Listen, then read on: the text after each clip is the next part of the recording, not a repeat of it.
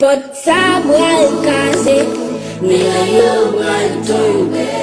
Pot yo bral kase, ap poto anko. Se bagay mwen konen, mwen genyen nan sel la, yo be pale krista. Pot sa bral detwi, me a yo bral tombe. Pot yo bral kase, ap poto anko. Se bagay mwen